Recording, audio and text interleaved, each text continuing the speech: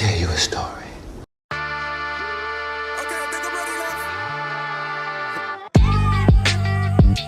I know it's hard to play the cards you dealt face down. Remain the cause with no pain, remorse to face, restart. And I pray you find the ones you trust who will stay down, down, down, down, down. Yeah. Hello, musophiles, DJs, and all music lovers across the land. It is your boy, the DJ. Why just the DJ? 'Cause I'm not the MC anymore. Welcome back to Music Perspective, Season 2, the show where we look at different artists across the board, whether they're big, small, indie, just starting out. You name it, we cover it. We try to look into whether or not they're very, very obscure, whether or not they're very out there, to then go into all across the board of various different genres, pick them apart and find what is so similar about them with any other artist that we cover on this show, because there is more unity than there is division in the world of music. Today was originally going to be something else in its entirety, where I had a big name artist and someone that is still relatively new-ish. And then I found an addition I could not pass up bringing into the equation, where this is gonna be the kickoff for Season 2 with 3 artists at the same time. Ain't that crazy? So, come on guys, let's get our tracks together, let's spin some records, and let's jam. Smoking that ganja, please go elevate consciously. Ocean of trees, demons release, meditate constant. Kicking off things with ladies first, we have Chi Saint, also known as Maddie Supez. If I got the name wrong, Saint, and you're watching this video, please let me know in the description how to say it properly, because I do not want to get it wrong the next time. One of the most interesting artists that has cropped up on my lap out of nowhere amidst the upcoming potential TikTok ban. Roughly just being only 3 years officially in the game on paper, Chi Saint is definitely a brand new artist that is truly setting a different trail of conscious thought behind her different tracks. From what I'm looking at for her discography, that I am going to be playing throughout on the screen in just small bits, as you guys know how the show works, it is mostly evoking that of storytelling, spiritual, and a little bit of trance hop in the hip-hop sphere, but at the same time giving off-colored R&B feel that's very hypnotic, very trance-inducing, not in the same way as trance hop, but just in the way of the vocal temperance actually giving way to that of a different wavelength alongside the wordplay. It's something that is acute to probably that of maybe a Grecian or Roman soothsayer, the way that the words can be conveyed in certain song-related nodes. But I think I'm more invested into finding out the trance hop, spiritual hop, as well as the storytelling hip-hop elements, mostly from tracks like Catch and Release that actually hooked me first, and The Ascending, both pictures shown up right here. Something about Chi Saint really set her apart from a lot of different artists I was gonna talk about, but also I remembered that there are other artists that I have found thanks to different outlets that are gonna be in this season, so gonna be spreading out a whole lot of different things for different artists that deserve their flowers. And Chi Saint, you are definitely one of those that I want to keep a closer eye on, because if this is just the budding part of your career where there is not a lot out there for you, there's very little that's in the pond right now to grow into a massive tidal wave, you might be the next big sensation the same way that Isla was when she dropped her EP and just completely erupt from here. I want to see that for you because I'm truly invested. Keep up the good work. But let's also talk about the other artists of the episode to give perfect balance and credit to where all things are considered. In this life it's do or die. Don't let the moment pass you by. I vibrate, focused in, gotta have the right mind state. You take your time, but Next up, we have the Maverick in question. A man that dabbles in so many different genres of music and entertainment that it is quite frankly astonishing that he was not there for the Pokemon Cypher 2024 when he auditioned. And that is Nicklaus Gray. See? Says so right there. Nicklaus Gray is a West Coast rapper from, I would say, a lot of different dabbles in the genre, whether it's metal, R&B, trance, EDM, normal, hip-hop, whatever normal is nowadays, rock, various bits and pieces to make up a unique sound for himself that's almost like a cavalcade of flavors. Even when he's just performing a track in and of itself, you don't really feel like it's just normal hip-hop or normal R&B or normal rock. It's that interwoven, very Maverick-esque touch to it. A Maverick artist is very flexible in how they approach a song, an album, an extended play, whatever have you, in order to try and breathe in new life in a way that no regular virtuoso or crooner or any performer can possibly do, and it is a hard thing to accomplish. Now, Nicklaus Gray, although according to many different sources has been doing this since 2015, if not earlier. So he has over a decade's worth of experience being a performer, a producer, an editor, an actor, and probably fashion model from how he's just styling in his fucking music videos. Like, my God, Nicklaus, you got some style on you, boy. But even still, there is just something here that, unlike many other artists that I have covered that has extra experience than most, I feel like, maybe this is just me, but I don't think Nicklaus has ever truly released his A-grade material. I say this as a fan because I actually did an entire listening party for him, my first ever listening party stream, and I felt like, although he produces and releases great songs, I'm waiting for him to release his fantastic, his groundbreaking tracks that he probably has stored on his PC. And I know you got it, Nicklaus. I know you got it.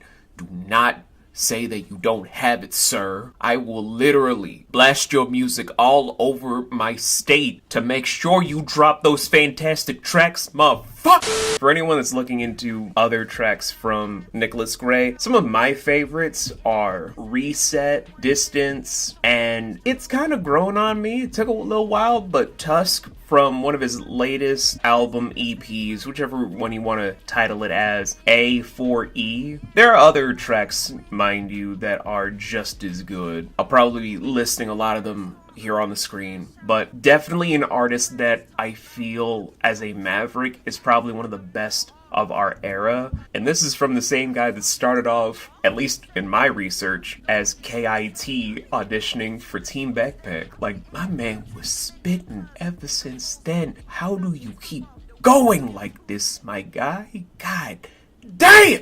Pussy push and pull and get pummeled, practically printed. Acidic ass salts, admittably ass kickers. Average acrobatics, annoying your ass, living this my kingdom. I got heart left him sore, just ass Mickey. I don't care. 'Cause I got no. I think it needs like going back and forth on various independent artists is a beautiful thing, a great thing, and a wonderful thing all at the same time. But there's also a different tier when it comes to people that are recognized across the globe as professional artists that I also cannot, my bad, I just punched my mic out of excitement, that you cannot deny have a different gravitas that echoes into how they jump from indie to the pro light by just the perfect circumstances. One such example is Richie Riley, aka Jacob Anderson. How? this is so awkward. What? This is so awkward. I'm not gonna lie to you. Why are you finding it awkward? I don't know. I just feel awkward. Jacob Basil Anderson, born June 18th, 1990. This motherfucker 3 years older than me, and he's doing perfectly fine. He's mostly known as Grey Worm if you guys watch Game of Thrones, or Louis Dupont du Lac, as of now thanks to the brand new TV adaptation of Interview with a Vampire. Or of course there's also episodes from 2012 Broadchurch from 2013, being a recurring character in the 13th series of Doctor Who during the Jodie Whittaker era, but we're not talking about how he's been as an actor ever since his first debut in a stage production. We're talking about the figure in question and in tow that kicked off his music career with his debut album, You're a Man Now, Boy, which was a soul and trip-hop track central of beauty and even some esoteric nature. I did not listen to that album. I listened to the follow-up album known as Andy. Andy actually helped me pontificate a lot of things that I did not have the time or the energy at a certain point in my life to start questioning and start realizing was for my betterment if I were to be a better person. And I gotta really give it to Jacob. When he is Raleigh Ritchie, he knows exactly how to make the perfect track that is an earworm that goes straight into the mind and really make you think. The tracks themselves from Andy that hit me the most were Time in a Tree, Pressure, Shadow, and of course, if you guys were ever able to watch me do a listening party stream, which I might be doing more frequently with more guests, Aristocrats. Something about all of these songs, even by the distribution company of Alan Krat Records, is just truly fascinating to watch unfold.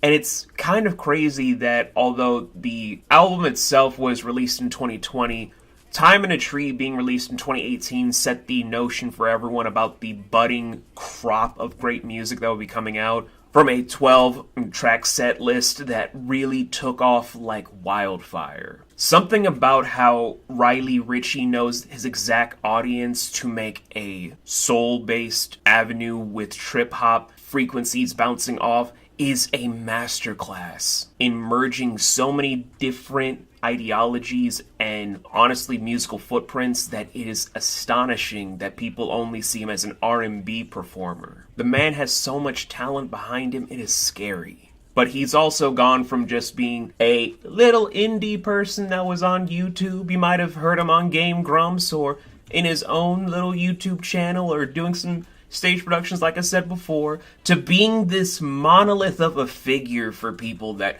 are very in love with vampires for some very strange reasons. But that's also not to take away from his own starts, kind of like how we started in 2006 as a smaller, more featured artist on some places to get his own notoriety, to then build up his musical profile from EP to features to other EPs to make his debut. Everyone starts somewhere. Everyone develops somewhere. But I think the way that Raleigh Ritchie built himself is the same way that I'm seeing the blueprints for Chai and Nicklaus's whole thing that will bridge that whole gap in a different motif so that they'll be at that same pinnacle, but I can't say when.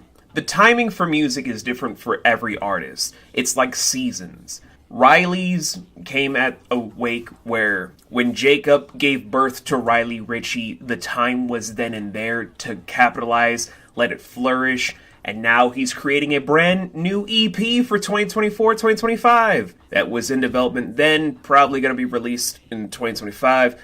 You know what I mean by that. So the season for Chai Saint and Nicklaus Gray is probably right around the corner, but that's not where the similarities are coming from that we're going to be touching on about all three of these artists at the same time.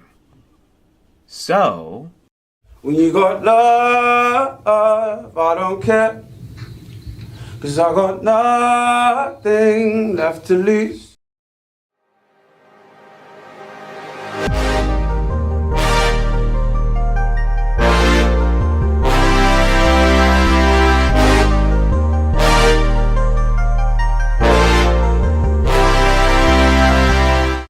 you know what the beauty is when it comes from a nomad and a maverick, also at the same time matching up with a star can be? A lot of it stems from what is their core message and what are they trying to invoke beyond compare. Commentary artists are people that tend to leave a doubled layer when it matters most, but sometimes it's not really for a message that's always for the same purpose, the same reason that is going to be for the same one. You can make a message that's for a deeper thing that's sometimes about a lost love or a lost passion, sometimes just trying to sound ignorant to bring in the crowds, even though you know that you have the intelligence to bring in your own niche market, whether it's about trying to touch on something from a spiritual angle or about some hidden anguish, whether it's about the esoteric nature about what it means to have your identity just be stripped away and erased beneath your very fingertips, making you feel like you're closing in, being a prisoner within your own skin color. It's always something with a commentary artist that makes something deep within your own psyche be reawakened, reformatted, and turned into something that makes you think 1,000 thoughts at once. The reason I'm saying all of these things is because commentary artists tend to be the ones that are the easiest to pick out, that know how to juggle a multitude of different genres in their performances and make something. Sublime. Whether it's Nicklaus Gray being a pure maverick, a renaissance man in the modern era, being a top-notch artist with a pen and paper that seems like he's about to make the Sistine Chapel look like a second grader's own small little doodle. Whether it's about Chai Saint painting such a vivid mental scape that's so vast and so encompassing and very much a dense matter, it's almost like being transported into a very good book. And then with Raleigh Ritchie's whole thing of his expansive discography from back to front in a different sort of connotation to where you end up leaving the track feeling as if you learned something bigger than what you learned going in, your own emotions going to a higher peak than where they were at the beginning and then at the start of just the overall opening up the disc to put it in or going to Spotify to pick up a single track. It's something along those lines where they are commentary, they are storytelling, they are evocatively profound poets that evoke a lot of profanely insane ideologies for the whole mindset. God, I feel like I am having a stroke. I am so sorry. But I don't see that as a bad thing. In all honesty, if Raleigh Ritchie, Nicklaus Gray,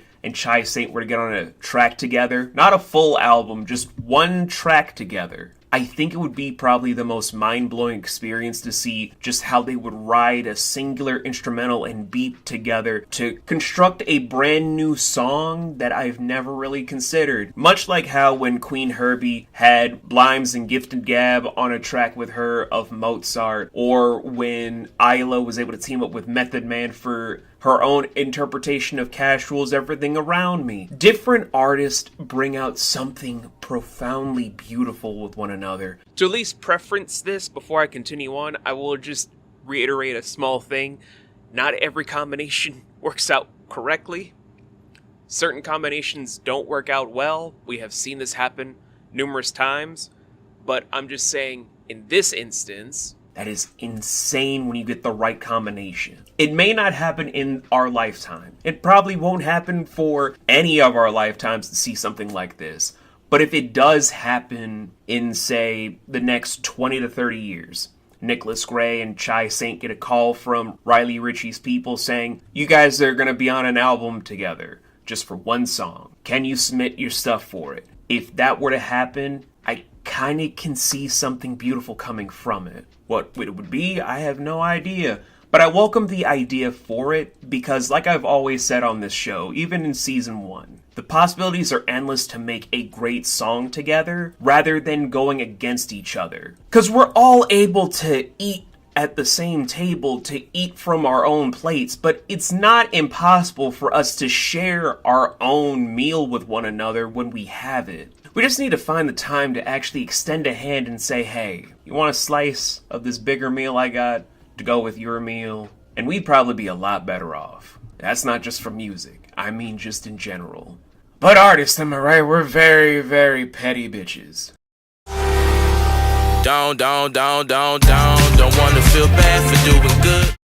Well, guys, honestly, that's it for episode 0 for season 2. I can't think of anything else, honestly, because The season is just about to start off, but I've never been more excited just to, hop back into a show after so long. I think I needed this time away to recharge my batteries the same way as my cat is running away from the studio for me to do this last part. But tune in soon. I would say within 2 months' time for us to dive back into everything officially with episode 1 of season 2, covering Kendrick Lamar and Binks. Here's a clip from one of the artists I just mentioned. Till then, keep those records spinning, and I'll see you next time. I feel this music deep inside of my bones. When I'm lost, I listen to it, I can find my way home. Extraordinary, you could even say my type is unknown.